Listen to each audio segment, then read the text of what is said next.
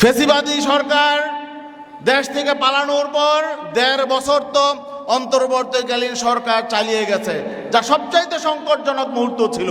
সে সময় তো এত সংকট ছিল না, সে সময় তো অর্থনীতিতে এত সংকট ছিল না, তখন তো সংকট বেশি থাকার কথা ছিল। আজকে এই ৬ মাসে অবস্থা কেন হলো? বিদ্যুতের এত সংকট কেন হলো? দ্রব্যমূল্য সংকট কেন হলো? বেকারত্বের সমস্যা এত কেন হলো? গতকালকে আমাদের যুব আন্দোলনের একজন নেতাকে নির্মমভাবে হত্যা করা হয়েছে। সে নিরাপত্তা চেয়েছিল নিরাপত্তা বাহিনীর কাছে, তারা নিরাপত্তা দিতে পারে নাই। আজকে আপনারা ফ্যামিলি কার্ড বিলাচ্ছেন, কৃষি কার্ড বিলাচ্ছেন, এগুলো দরকার নাই। আল্লাহর হস্তে আপনারা মানুষকে নিরাপত্তা কার্ড দেন। আজকে বাংলাদেশে আইন শৃঙ্খলা পরিস্থিতির যে অবস্থা, আমরা মনে করছি এই অবস্থার উন্নয়ন না ঘটলে এই সরকারের জন্য সামনে দেশ চালানো সম্ভব হবে না। আমরা চাই না এই সরকার ব্যর্থ হোক, আমরা চাই এই সরকার কমপক্ষে তাদের মেয়াদটা অতিক্রম করুক। যারা মুসলমান নিজেরা দাবি করে শরীয়ত চায় না, ইসলাম চায় না, ইসলাম অনুশাসন চায় না, অথচ আপনার মুসলমান দাবি করবেন, তার মানে কি আমি মুসলমান দাবি করব, সুবিধা অনুযায়ী চলবো, লুটপাট করব, দুর্নীতি করব, দুঃশাসন চালাবো, বেইনসাফি করব, এসব পথ খোলা রাখার জন্যেই তারা শরিয়াকে তারা পছন্দ করে না।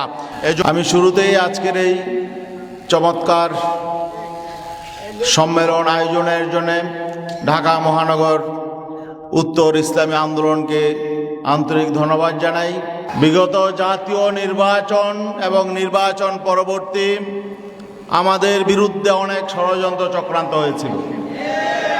আমাদের বিরুদ্ধে, ইসলামী আন্দোলনের বিরুদ্ধে অনেক অপপ্রচার, মিথ্যাচার এবং ষড়যন্ত্র হয়েছিল। একটা শ্রেণী তারা ভেবেছিল এই অপপ্রচার, মিথ্যাচার, বিভ্রান্তি এবং ষড়যন্ত্র করে ইসলামী আন্দোলনের রাজনীতিকে শেষ করে দিবে।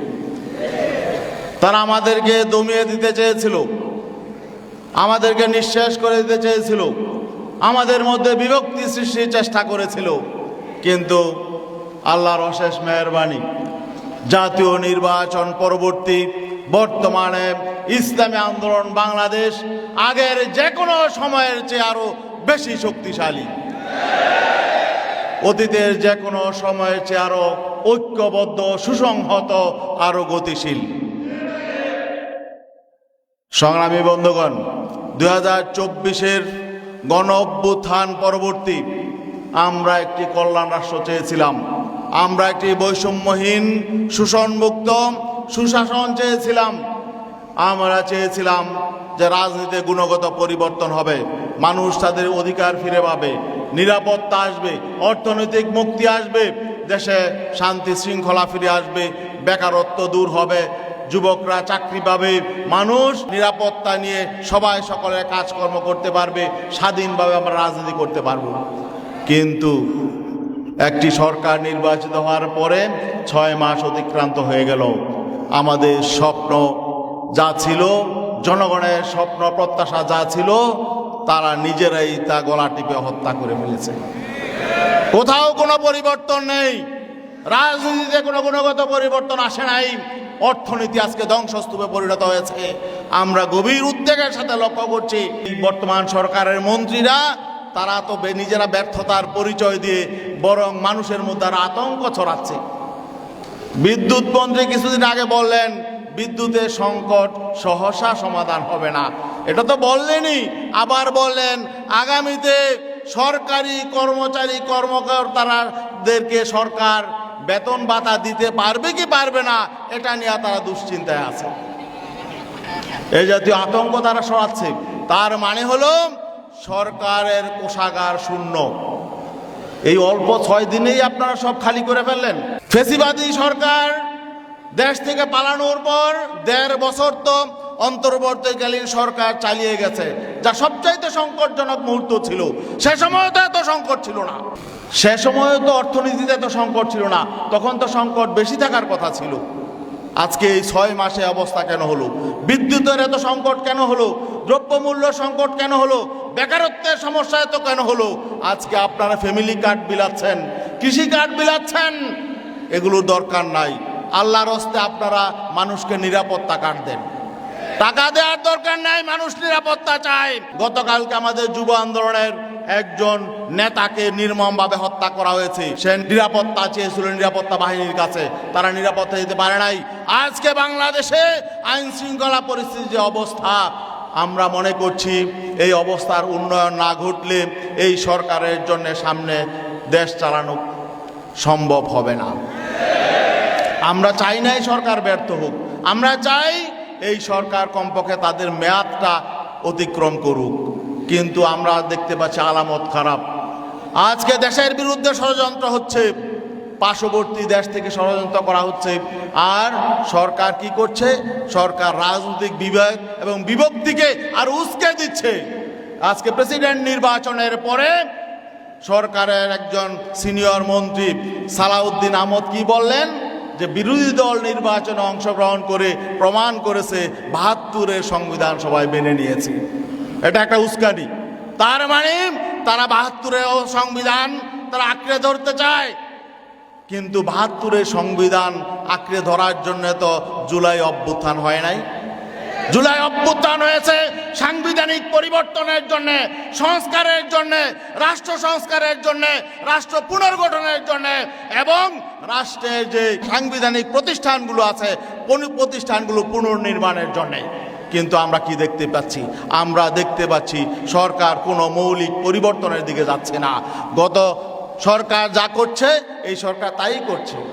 প্রেসিডেন্ট নির্বাচন হলো, সেই তারা বিগত সংবিধানের আর্টিকেল 70 আলোকেই তারা কি করলেন? প্রেসিডেন্ট নির্বাচন করলেন এবং তারা গর্বের সাথে বলছে যে ৭২-এর সংবিধান অনুযায়ী হয়েছে। এগুলো হলো বিরোধী দলকে আরো উস্কানি দেওয়া। আমরা চেয়েছিলাম, আমাদের নেতা পীর সাহেব চরমনাই নির্বাচনের আগে একটি জাতীয় সরকার গঠনের ফর্মুলা দিয়েছিলেন। এই জন্য আমরা পিআর পদ্ধতির নির্বাচন চেয়েছিলাম। আজকে যদি পিআর পদ্ধতির নির্বাচন হতো, পার্লামেন্টে 2/3 মেজরিটি কেউ পেত না। আজকে 2/3 মেজরিটি নিয়ে তারা আজকে যা খুশি তাই করছে। তারা আজকে জুলাই সনদকে অবজ্ঞা করছে। তারা আজকে যেভাবে খুশি সেভাবে রাষ্ট্র পরিচালনার জন্য পরিকল্পনা করছে এবং বিরোধী দলের হাতে ইস্যু তুলে দিচ্ছে, নতুন নতুন ইস্যু তুলে দিচ্ছে।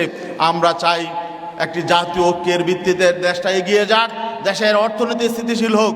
তারা বলেছে 1 কোটি বেকারকে তারা কর্মসংস্থান করবে। আমরা জানতে চাই এই যে চলতি যে বাজেট, এই বাজেটে আপনারা কত লাখ বেকারকে কর্মসংস্থানের ব্যবস্থা রেখেছেন? কোনো দিক নির্দেশনা নেই। নতুন নতুন আরো সংকট তৈরি হচ্ছে। ইসলামী আন্দোলন বাংলাদেশ একটি দায়িত্বশীল রাজনৈতিক দল। আমরা গঠনমূলক রাজনীতি চাই। আমরা নিজেরা মেহনতি মানুষের পক্ষে, গরিব দুঃখীদের পক্ষে কথা বলি এবং আমাদের নেতাকর্মী অধিকাংশ হলো গরিব দুঃখী মেহনতি সৎ মানুষ। আর যারা সৎ মানুষ তারা শরীয়ত চায়। আর শরীয়ত কারা চায় না? শরীয়ত চায় না, শরিয়া অনুযায়ী চায় না, ইসলাম চায় না কারা?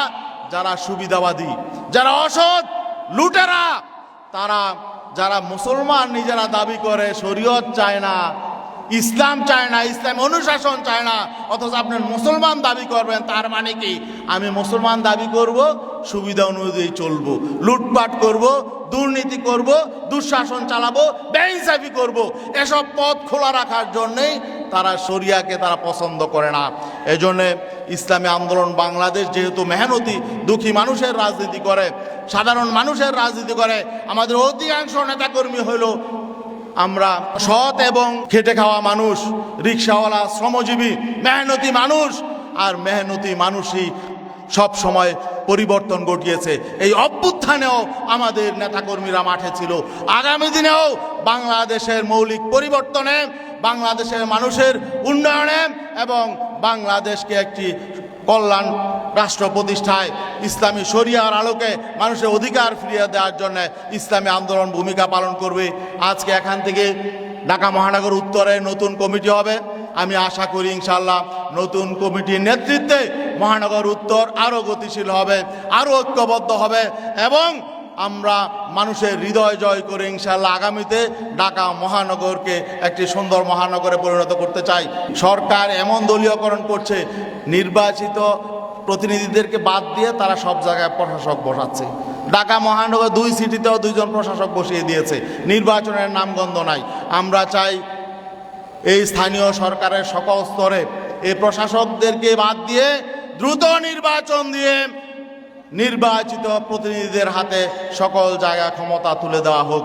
সকল সিটি কর্পোরেশন, সকল পৌরসভা, সকল ইউনিয়ন এবং উপজেলায় নির্বাচনের মধ্য দিয়ে নির্বাচিত প্রতিনিধিদের হাতে ক্ষমতা তুলে দেওয়া হোক এবং মানুষের অধিকার ফিরিয়ে দেওয়া হোক। সবাইকে ধন্যবাদ। সালাম আলাইকুম।